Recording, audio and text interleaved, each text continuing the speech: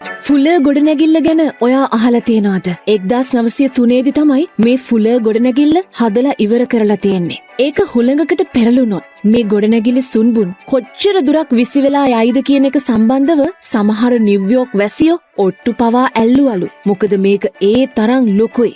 ඒත් ඒක ඉදි කරලා සියවසකට වැඩි කාලයක් ගිහිල්ලා තිබුණත් ෆ්ලැටිරෝන් තවමත් නාගරික කලාකෘතියක් විදියට පවතිනවා කියලා තමයි ගොඩක් අය කියන්නේ. ඒකත් ඉතින් පුදුමයට කාරණාවක්ලු. මේක පැතලි යකඩ ගොඩනැගිල්ල විදියට නම් කරලා තියෙනෙත් ඔන්න ඔය නිසාමයි. නිව්යෝක් නගරයේ 23 වන වීදියේ පස්වන මාවතේ එක්තරා සන්ධිස්ථානයක තමයි මේ පැතලි යකඩ ගොඩනැගිල්ල පිහිටලා තියෙන්නේ. මහල් 22කින් සමන්විත මේ ත්‍රිකෝණාකාර ගොඩනැගිල්ල අඩි 285ක් උසයිලු. එහි වටකුරු කෙළවර මීටර් 2ක් විතර පළලයි කියලා තමයි කියන්නේ. මේක නගරයේ පැරණිතම උස්සම ගොඩනැගිලි වලින් එකක්ලු.